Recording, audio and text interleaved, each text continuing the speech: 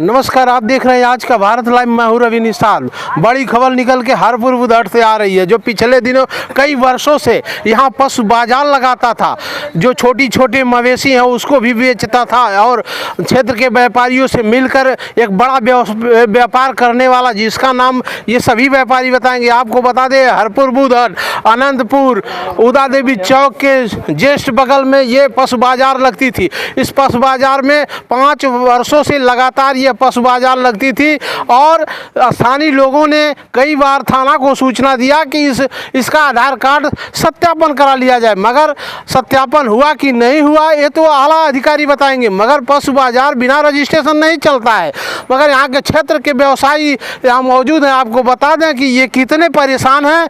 इन सभी को ठगा है पशु बाजार, जिसका नाम अभी ये सब व्यापारी बताएंगे। ये देख सकते हैं, पूरा खटेरा आपको दिखा देंगे। यहाँ सभी छोटे छोटे पशु के बच्चे थे और यहाँ पशु बाजार भी लगता था। यहाँ स्थानीय और बाहर के भी व्यापारी आते थे। आइए हम मिलते हैं जो परेशान है, इस जो व्यापारी था उससे परेशान इस व्यापारियों से मिलते हैं जो किसान है, क्षेत्र के किसान हैं और छोटे छोटे पूंजियों में अपना धंधा चलाते थे। क्या नाम है आपका?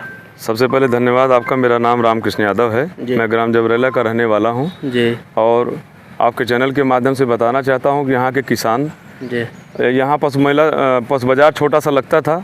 बाहर के व्यापारी रहा करते थे जी। और यहाँ पर लोगों का लेना देना और अपने पशुओं का माल मवेशियों को बेचना चलता था जी। इस प्रकार से विश्वास यहाँ पर बना लिया था। क्या नाम था उसका जिसने विश्वास जताया था? यहाँ तो लगभग यहाँ 15 से 20 सादाब, रजा, सुक्का, मुस्ताक, इस तरह के नाम से ये 20-25 लोगों का, छोटे भावेश, सलमान, सैलू, इस तरह के 20-25 लोगों का गुट रहता था। ये कब यहाँ आया था आप लोगों को जानकारी? ये 5 साल पहले आया था यहाँ पे। 5 साल से लगातार इनका व्यापार यहाँ पे चल रहा था। पहले शुरुआत में पड़िया व्यापार किए, पड़िया से लेकर के सभी लोग व्यापारी हैं? नहीं, किसान हैं। कुछ लोग व्यापारी हैं, कुछ लोग किसान हैं जी। कोई व्यापारी है? किस आधार पे आप लोगों को ठगा है? किस आधार से आप लोगों का उससे ये बैठना उठना? ये लेके जाता था, पशुओं को लेकर के आता था, अगले बाजार में सभी को, किसानों को पैसा दे देता था जी। और इस बेस पर इसका 5 साल से यही काम चलता रहा। लोगों के बीच में विश्वास बहुत बढ़िया बना लिया जी। और विश्वास बनाने के बाद एक बाजार में जाता था, दूसरे बाजार दिन जो है पैसा वापस कर देता था। इसी विश्वास पे यहाँ व्यापार चल रहा था और वो लोग कर रहे थे। आपने स्थानीय प्रशासन को सूचना दिया कि इतना का घपला हुआ है, यहाँ ठगी जी? 27 तारीख को थाने पर हम लोगों ने तहरीर दिया है जी। किस दिन भगा है जी? 27 तारीख को सुबह भोर में 2 बज के कुछ मिनट पर यहाँ से पलायन कर गया है। जो भी रात के सुबह के टाइम पे भगा है।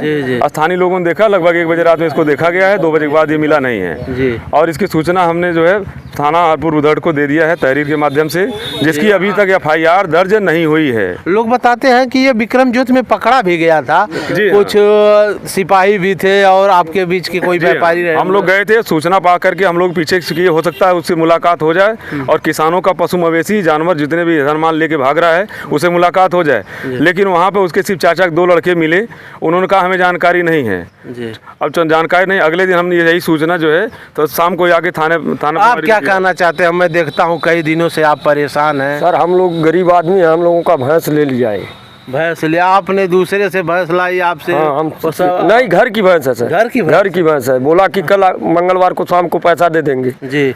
आप बीती बताए, आप ही के साथ एक घटना हुई कि आप विक्रम जोत पे गए थे। हाँ, वहाँ वो मिला तो उसका चाचा का लड़का मिला था जी। उसके चाचा का लड़का मिला, उसको हम लोग ले आ रहे थे डॉक्टर VK सिंह के मकान में। उसका ये व्यवसाय चल रही है जी। उसके चाचा की लड़के का व्यवसाय वहाँ है।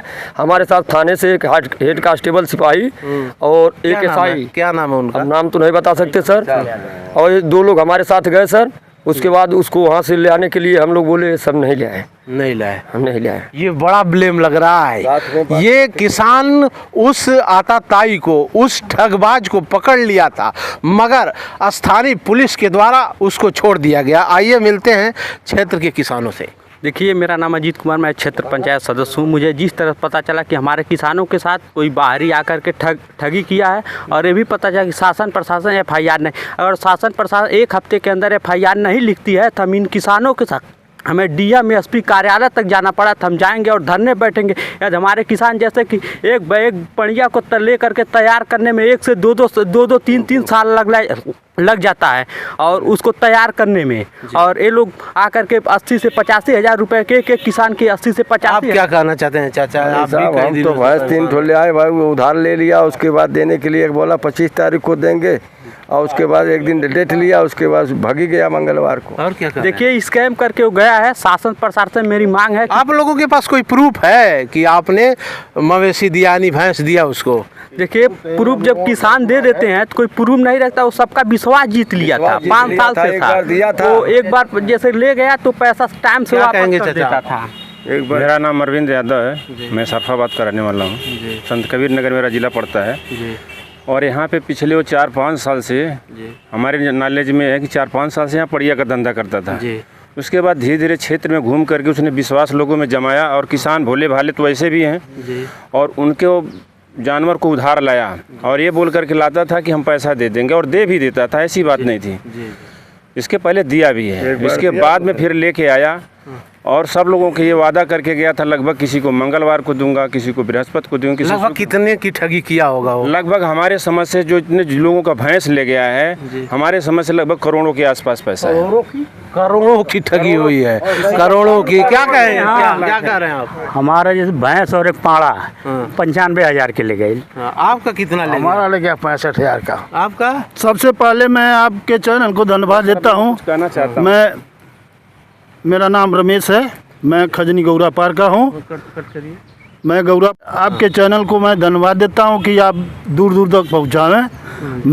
मेरा नाम रमेश है, मैं गौरा पार खजनी का हूँ। मेरे साथ गाय ले गया था, बच्चा देने वाली थी। उसने बोला, ये वीडियो भी दिखा रहे हैं, देखिए ये फोटो है मेरा गाय को ले गया उसने। 10 तारीख को ले गया। 10 तारीख के बाद मेरे को 43 हज़ार का उसका दाम हुआ। 20 हज़ार नगद दिया था और 23 हज़ार बकाया रख लिया था। उसने बोला कि मैं आपका, आंसू है देखिएगा, 20 तारीख को आपका पैसा पेमेंट करूंगा। उसको मैंने फ़ोन किया तो बोला कि मैं जयपुर में हूँ, भैंस बेच रहा हूँ, भैंस बेचने के बाद मैं आऊँगा। और 27 तारीख को मेरा शाम को रिजर्वेशन है और 28 को मैं वहाँ पहुँचूँगा, आपके घर पैसा पहुँचा दूँगा। आप क्या कहना चाहते हैं? हमारा सर ये है कि हम उसको 2 भैंस दिए हैं, जिसमें केवल 17.5 हज़ार रुपये हमको ऑनलाइन पेमेंट किया था जब भैंस लिया था। उसके बाद वो शुक्रवार को पैसा देने के लिए 29 तारीख को बोला था, लेकिन उसके पहले वो गायब हो गया, फरार हो गया है। जिससे मेरा 1.5 लाख रुपए का सौदा हुआ था, जिसमें 17.5 हज़ार रुपये ऑनलाइन पेमेंट किया। वो नंबर जो है, वो नंबर केवल मेरे पास है उसका। ऑनलाइन पेमेंट किया है? ऑनलाइन पेमेंट जिस खाते में आपने दिया उसका प्रूफ है आपके? जी, उसका नंबर भी है। नंबर उसने अपना बंद कर रखा है, दोनों नंबर। आज जो ठगी करेगा वो नंबर तो अपना बंद करेगा ही। युवा साथी हैं, ये भी एक किसान है, इनसे जानकारी लेना चाहते हैं। क्या? हमारी भैंस ले गया है, वो एक बार ले गया, 2 बार ले गया, पैसा दे दिया था।